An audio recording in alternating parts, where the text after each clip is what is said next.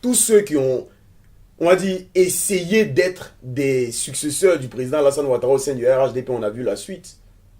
On a vu Ahmed Bakayoko, on a vu Amadou Gon Koulibaly, on a vu Soro Guillaume qui aujourd'hui est exilé, qui n'est pas loin de la Côte d'Ivoire. Et là, ça doit, je pense que, bon, je me dis qu'il n'est pas loin de nous délivrer de, on va dire, celui-là qui nous a, enfin, parce que c'est grâce à lui que le président Alassane Ouattara aujourd'hui est au pouvoir, d'après ce qu'on dit. Donc, je pense qu'il n'est pas loin, en tout cas, et voilà, je pense qu'au niveau du RHDP, on sait qu'un enfant de la Côte d'Ivoire vient en Côte d'Ivoire, tout simplement. Bah, tu as touché le sujet parce qu'on allait aborder Et donc, le je fait de pense savoir que le qu'au président niveau, James au Soro niveau soit du RHDP, Oui. au niveau du RHDP, il y a sûrement une succession et encore Big Togo. Aujourd'hui, vous voyez le cas Big Togo. Nous voyons tous aujourd'hui à quel point Big Togo est pointé du doigt. Parce qu'il a osé se positionner comme successeur au dictateur Alassane Ouattara. Le président Alassane Ouattara aujourd'hui est une personne à craindre. Et je pense qu'on ne peut pas vivre dans un pays avec une personne à craindre. Tout simplement. Voilà. C'est un peu ce que je veux dire. Je pense que ça a été décalé pour ces raisons-là. Voilà, outre les crises en interne qui pourraient éventuellement survenir au sein du RHDP, tu as touché un sujet tout à l'heure et ça allait être un point qu'on allait aborder. La présence du moins du président Guillaume Soro au Ghana, selon, ça t'inspire quoi, toi? Je dis que c'est à l'approche du combat que le samouraï acquiert la sérénité. Le président Guillaume Soro aujourd'hui est très serein. Je pense qu'il a déjà montré que ce mandat d'arrêt international du président Alassane Ouattara n'a réellement aucun effet. En réalité, il est là, il est en Côte d'Ivoire. Ce qui me fait mal. Il est au Ghana, il n'est pas en Côte d'Ivoire. Bon, peut-être qu'il est déjà en Côte d'Ivoire, on le connaît. Il est partout. Mais ah ouais. Tu dois connaître des agendas cachés, toi. Non, pas du tout. Je le dis comme ça, mais je veux dire que le président Guillaume Soro aujourd'hui est en Afrique. Oui, celui-là contre qui il y a un mandat d'arrêt international. Ça démontre de son réseau. Il a un réseau fort. Il est en Afrique. Mais il se réjouit. On a vu la joie à l'animer au Ghana. Ce qui me fait mal, c'est que les fils de Côte d'Ivoire se réjouissent hors de la Côte d'Ivoire, mais sur le continent africain. C'est ce qui me fait mal. Je pense que le président Ouattara aujourd'hui doit faire preuve de sagesse, de bon sens et rassembler, n'est-ce pas, les enfants de la Côte d'Ivoire. Donc, voilà. Et je pense également que c'est une démonstration de force du président Soro Guillaume qui, je pense, remettra les choses en place. Tout simplement. Il va l'enlever s'il le veut. Et tu penses que la Côte d'Ivoire aurait besoin de ça? Non, je pense juste que nous avons... Vous savez, je ne suis pas dans une logique de guerre. Je ne suis pas dans une logique de oui, il faudrait qu'on puisse prendre les armes. Je ne suis pas Alassane Ouattara. Je pense qu'il a lui-même dit, je vais faire tomber ce pouvoir, etc. Enfin voilà, je ferai tout pour rendre la Côte d'Ivoire ingouvernable, etc. Des propos qu'il a pu tenir. Je ne suis pas Alassane Ouattara. Ce que je dis, c'est qu'il faut une opposition unie. Ce que je dis, c'est qu'il faut que tous ces acteurs de la politique ivoirienne qui ont été mis sur le côté se rassemblent. Qu'on ait un Tidiane Thiam, un Laurent Gbagbo, un Charles Blé Goudé, un Guillaume Soro, unis face à un dictateur. C'est la Côte d'Ivoire face à un monsieur, face à un individu. C'est ce que je dis. Est-ce que selon toi, cette union de l'opposition, elle est perceptible aujourd'hui? Est-ce qu'elle est faisable? Est-ce qu'elle sera réalisable? Je pense que de mon expérience de directeur de multinationale, la ressource la plus complexe à manager, à diriger, c'est les ressources humaines. Je pense qu'il peut avoir parfois on va dire, on se fâche un peu, voilà, mais je pense qu'aujourd'hui, il y a déjà le cap, n'est-ce pas, avec Simone Gbagbo et les autres, Tidiane Thiam, etc. Mais je sens une opposition ferme, une opposition qui, une opposition qui est très ferme, qui se doit de prôner l'union. et travailler dans la discipline. Elle se doit de prôner Pour qu'on l'union. Tu puisse, l'as dit, mais c'est par derrière, c'est pas ce qu'on voit voilà, en réalité. Parce mettre que le travail en place, tout voilà, simplement. on se doit d'avoir une opposition unie, mais c'est pas ce qu'on voit en la réalité. Pourquoi? Parce que je te dis, que voilà un petit point d'achoppement. Hier, nous sommes aujourd'hui le mercredi 23 avril 2025. Hier, mardi 22 avril 2025, lorsque la décision de justice emmène à radier le président Tidjane Thiam de la liste électorale et qu'il fait sa prise de parole, il parle justement d'un sondage qu'il aurait commandé, qui le met vainqueur de l'élection et avec au second tour même le président Alassane Ouattara face à lui et qu'il bat. Et ça a montré quelques signes de discordance au sein de l'opposition parce qu'on a vu, même si ce n'a pas été officiel, on a vu des bras séculiers de l'opposition faire des publications sur les réseaux sociaux qui ébranlent aujourd'hui. Est-ce que tu penses que là, l'opposition ivoirienne ne montre pas des signes, on va dire, de fissure? Je pense qu'il faut qu'on sorte des émotions. Déjà, c'est ce que je pense. Je pense qu'aujourd'hui, on a vu, on a dit, des militants se plaindre de ce qu'a dit le président Tidjane Thiam. Mais qui pointera son village, comme on le dit, avec la main gauche? Je veux dire que vous vous attendiez à voir un Tidjane Thiam qui vienne prendre la parole et qui, on va dire, non. Le président Tidjane Thiam ne viendra jamais dire que je suis deuxième, etc. Je suis troisième. Chacun essaie de montrer qu'il est leader, tout simplement. On est dans le jeu politique. Donc, comme j'ai dit, la ressource humaine est on va dire, la ressource la plus complexe à manager, mais ça ne... Franchement, je pense qu'il faut qu'on sorte des émotions et qu'on se rende compte que on a un PPACI fort avec Laurent Gbagbo, le président Laurent Gbagbo, qui est très connu, qui est très fort, mais qui a été exclu.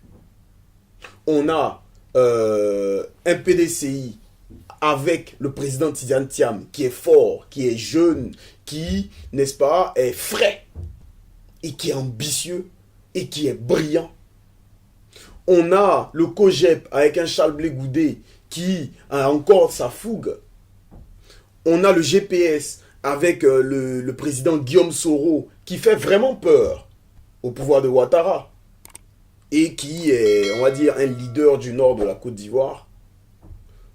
On a des dirigeants forts de l'opposition exclus. C'est ça la réalité aujourd'hui.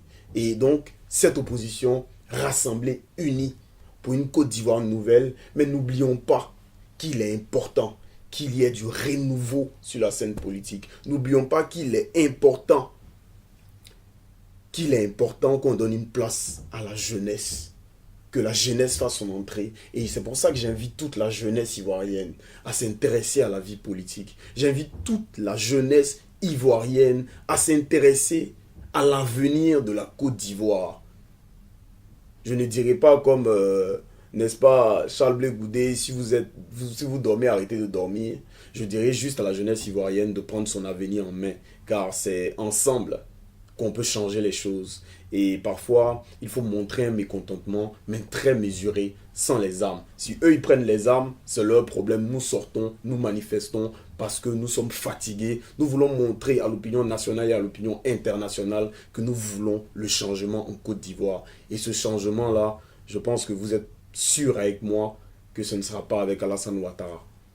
Lorsqu'on voit tes opinions, elles rejoignent fortement celles de l'opposition. C'est quoi ton positionnement aujourd'hui sur l'échiquier politique en Côte d'Ivoire? Tu es président d'un mouvement citoyen, mais tes prises de parole, forcément, elles ont une forte senteur des mêmes thématiques, des mêmes problématiques, enfin, des schémas qui sont développés par les leaders de l'opposition. C'est quoi ton positionnement? Aujourd'hui, je suis jeune. Je pense au renouvellement de la classe politique. Je ne suis pas à la recherche d'un poste. Je ne suis pas à la recherche d'une faveur particulière. Je suis à la recherche d'une Côte d'Ivoire nouvelle, avec une classe politique renouvelée. Je suis à la recherche de la justice. Je suis à la recherche de la stabilité. L'avenir décidera de ma direction. Le plus urgent, ce n'est même pas mes intérêts personnels, c'est la collectivité, c'est la Côte d'Ivoire. C'est ça le plus important. Donc tes prises de parole répondent d'un chronogramme qui est de pouvoir, toi en tant que citoyen ivoirien, de t'exprimer, de dire voici ce qui ne va pas en Côte d'Ivoire. C'est un peu ça en fait ta directive. Au-delà de ça, nous sommes déjà en politique, comme je l'ai dit. Je pense que nous devons nous rendre compte que nous avons les ressources nécessaires en Côte d'Ivoire, des ressources humaines pour donner un nouveau visage à la Côte d'Ivoire. Un visage de splendeur, un visage loin de la corruption, un visage loin des manipulations, loin de l'endormissement de conscience, un visage loin de tous ces fléaux aujourd'hui qui gangrènent la Côte d'Ivoire.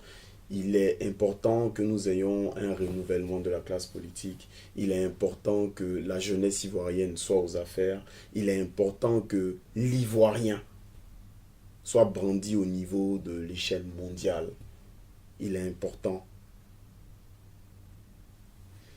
Il est important que nous changeons les choses, tout simplement. C'est vrai que tu dépeins pas mal de mots qui gangrènent la société ivoirienne, mais tout de même en 15 ans sous le président Alassane Ouattara, beaucoup de belles choses ont été faites tout de même. Pourquoi est-ce que très souvent, ces choses ne les mettent pas en avant? Vous savez, comme je l'ai dit, j'ai pas de problème avec le président Alassane Ouattara. Ce n'est pas un problème personnel que j'ai avec lui. Pas du tout. J'ai entendu certains dire qu'on lui a refusé, on a dit un poste au pouvoir et c'est pour ça qu'il se rebelle, des choses dans le genre. Les gens disent beaucoup de choses. Mais j'étais en Côte d'Ivoire, j'ai mené des actions. J'ai dépensé plus d'une centaine de millions dans le mouvement citoyen Génération Consciente Côte d'Ivoire Nouvelle. Ce n'était pas des subventions. Comprenez ce que je veux dire? Ce n'était aucunement des subventions. À un moment donné, il faut comprendre que la Côte d'Ivoire elle-même a besoin de changement. Je veux dire, même les produits ont une date de péremption. Il est bien de faire des ponts, mais ceux qui marchent, ceux qui n'est-ce pas, qui, on va dire, qui vont sur ces ponts-là, quand ils ont faim, ça ne sert à rien, en réalité. Il est bien de faire croire, par exemple, qu'on a construit des hôpitaux, des universités, et que, aux sorties des universités, c'est que du chômage. Lorsqu'on construit des hôpitaux, et que pour aller, n'est-ce pas, on fait croire que tout est gratuit, et que des femmes meurent à l'hôpital par manque de moyens. Regardez les CHU aujourd'hui en Côte d'Ivoire. C'est sous la gouvernance du président Alassane Ouattara. Mais, je veux dire, combien de personnes perdent la vie aujourd'hui dans des CHU parce qu'ils n'ont pas les moyens? Est-ce que vous vous êtes déjà rendu dans un CHU de Trècheville-Yopougon? Est-ce que vous voyez des personnes, des parents par terre, dehors? Ah, tu es autant peiné par la situation de la Côte d'Ivoire jusqu'à ce point? Je vois une once d'émotion qui se dégage assez fort quand même. Vous savez, nous avons besoin de changement. Nous avons besoin de sortir de l'illusion. Lorsque nous voyons des jeunes aujourd'hui qu'on brandit pour la médiocrité, lorsque nous voyons la destruction, les ravages de la drogue sur la jeunesse, lorsque nous voyons des détenus qui depuis 5-10 années ne sont pas jugés, sont en cabinet, sans procès, lorsque nous voyons un dirigeant qui exclut plus de 50% de l'électorat, lorsque nous voyons un dirigeant qui essaie c'est-à-dire que de mettre dans le cœur des Ivoiriens un découragement. Aujourd'hui, personne ne croit en la loi en Côte d'Ivoire. Il y en a même qui disent, oui, rentre en Côte d'Ivoire, on va faire la mobilisation ensemble. Mais ils savent que si je rentre en Côte d'Ivoire aujourd'hui, je serai arrêté. Et j'ai pas peur de rentrer en Côte d'Ivoire. J'ai un mental de spartiate. Il n'y a aucune place pour pour la crainte. J'ai pas peur, moi. Pas du tout. Mais aujourd'hui, on n'a plus foi aux institutions. Tu parles, tu déranges, tu es intelligent, on t'enferme. Tu peux ne pas être jugé. Et le gouvernement dira c'est la justice qui va régler, il faut régler ça, la justice, ça n'a rien à voir avec le gouvernement.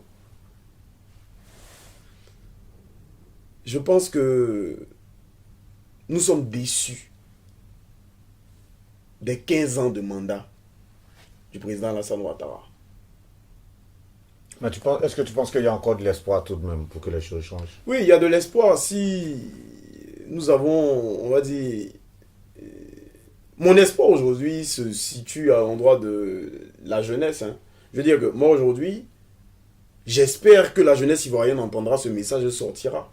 J'espère que l'opposition entrera dans cette logique et incitera, n'est-ce pas, les militants à sortir dans les rues, à manifester, à se mobiliser, à appeler à une révolution nationale, mais sans les armes. On n'a pas besoin de prendre des armes pour montrer un mécontentement. On peut arrêter de travailler en Côte Mais d'Ivoire. outre cela, tu as dit tout à l'heure, le président Alassane Ouattara, c'est vrai que là, on ne connaît pas son agenda. Mais et je l'ai dit une fois sur le plateau lorsque je t'ai reçu justement en interview, je dis au mois de mai, certainement qu'il dira qu'il n'est plus candidat. Au mois de juin, certainement aussi qu'il dira, parce que c'est au mois de juin, fin juin, je crois qu'on aura la liste définitive pour la liste électorale. Et c'est au mois d'août qu'on aura les candidatures. Mais avant octobre, beaucoup de choses peuvent changer. Est-ce que là, il ne faut pas faire amende honorable au président de la République, de sorte à savoir que peut-être ces grognements quelque part lui parviennent et qu'il va pouvoir redresser les choses? Non, on espère tous que le président Alassane Ouattara prenne conscience de ce qu'il est en train de faire ou ce qu'on est en train de l'emmener à faire. Parce que je me dis que il n'est sûrement pas responsable de ce qui se passe. Je pense que il est sûrement en train de respecter certaines de ses obligations. Peut-être que c'est pas par volonté qu'il entraîne le pays vers une crise. Donc j'espère qu'il va se réveiller. Mais pendant ce temps, nous, le plus important, c'est que le président Tidiane Thiam, le président Gbagbo Laurent, Guillaume Soro, etc., soient sur la liste électorale. Le plus important, c'est que les Ivoiriens ne soient pas chassés de leur pays comme on le voit. Le plus important, c'est que le président Ouattara se souvienne de 2010 ou de 2005, où il a été mentionné, pendant qu'il y avait un doute sur sa nationalité. Je pense que celui-là même qui dit qu'il est le rassemblement des oufouettistes, etc., doit penser au président Houphouët-Boigny. Lorsqu'on s'est réunis soi-même, c'est compliqué. Tout simplement. Le salut de la Côte d'Ivoire pourrait-il venir des institutions internationales? On a vu une mission de l'ONU en Côte d'Ivoire récemment. Qu'est-ce que toi tu attends des résultats de ces consultations, de ces différentes consultations qui ont été faites et avec le pouvoir en place et avec les opposants? Je pense vraiment que en 2010, l'ONU était en Côte d'Ivoire, déjà. Ça n'a pas empêché qu'il y ait plus de 3000 morts. Je pense que jusqu'à présent, on n'a pas encore vu de communiqué de l'ONU statuant sur la raison de sa venue, sa véritable raison en Côte d'Ivoire. Si nous avions, on va dire, un communiqué où on entend bien, où on voit bien que l'ONU est venue en Côte d'Ivoire pour parler au président Alassane Ouattara, lui demander de faire en sorte, et suite même à l'intervention de l'ONU, on va dire, pour vous citer, en Côte d'Ivoire, le président Tidiane Thiam vient d'être écarté de la liste électorale. Vous comprenez donc aisément que l'ONU peut peut-être essayer d'arrondir les bords, mais si les responsables eux-mêmes ne sont pas prêts au dialogue, ça finira en catastrophe. Tout simplement. Ce ne sont pas des souhaits, ce sont des craintes. Ce sont réellement des craintes. Je pense aujourd'hui que Moi, ce que je retiens de le pouvoir se trouve dans la manifestation, dehors, dans la mobilisation, dans la révolution nationale. C'est ce que je pense. En tout cas, moi, ce que je retiens de toutes ces interviews que tu nous as accordées jusque-là, je vois le cri de cœur d'un jeune, je vois le cri de cœur d'un leader qui refuse de se taire pour des convictions fortes et qui refuse de se taire parce qu'il veut prévenir, il veut parler. Je vois le cri de cœur d'un jeune aujourd'hui qui a mal pour cette Côte d'Ivoire qu'il a vu naître. Et ça fera, en l'espace de quelques mois, la troisième interview que tu nous accordes. Si tu as un message très très fort à faire passer sur le plateau d'actupeople.net, encore une fois de plus, tu as la caméra de Arnaud. Tu pourras faire passer ton message. Et on espère en tout cas que tu auras joué ta partition à bien niveau, en dénonçant, en faisant des propositions et aussi voir que les choses changent. Parce que tout ce que les Ivoiriens souhaitent dans leur majorité, c'est qu'on préserve ce climat de paix. Et que voilà, pour certains, s'il y a lieu que les choses changent, que les choses changent. Si tu as un message Chers fort à faire passer, Ivoiriens, vas-y. le pays vous appelle. Et si le pays vous appelle, ça ne veut pas dire de venir avec les armes à la main.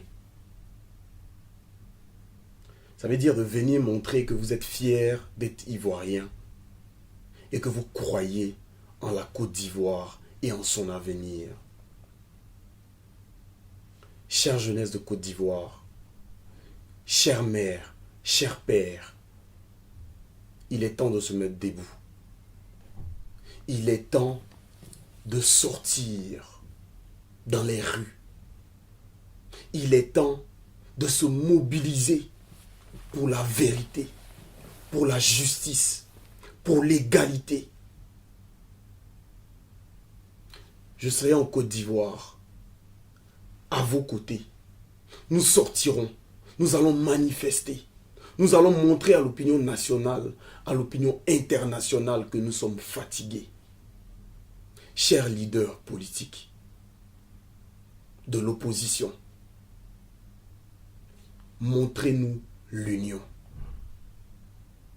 Montrez-nous que c'est ensemble qu'on est plus fort. Cher président de la République, au nom de la transparence, faites preuve, pour une fois, de bonne foi. Évitez, encore une fois, de plonger la Côte d'Ivoire dans un climat de chaos, dans un climat de crise. Il est temps de construire une Côte d'Ivoire nouvelle. Une Côte d'Ivoire nouvelle avec une jeunesse actrice de son développement. Une Côte d'Ivoire où nous valoriserons l'excellence. Une Côte d'Ivoire où nous ferons en sorte que l'éducation soit gratuite jusqu'au CP. Où nous donnerons la possibilité aux meilleurs étudiants de recevoir des bourses d'études. Une Côte d'Ivoire où nous n'allons plus privatiser des secteurs d'activité. Il est temps que nous nous mobilisions, que nous nous lèvons, que nous transformions ensemble, main dans la main, dans l'union et dans la cohésion, la Côte d'Ivoire qui nous est chère. Ce n'est pas un combat singulier, c'est un combat commun. C'est ensemble que nous sommes plus forts, c'est ensemble, main dans la main, dans l'union et dans la cohésion, que nous réussirons à construire une Côte d'Ivoire nouvelle, une Côte d'Ivoire rassemblée, une Côte d'Ivoire équitable, une Côte d'Ivoire de méritocratie. Une Côte d'Ivoire nouvelle avec une jeunesse actrice de son développement. Nous prions pour le renouvellement de la classe politique. Merci à vous.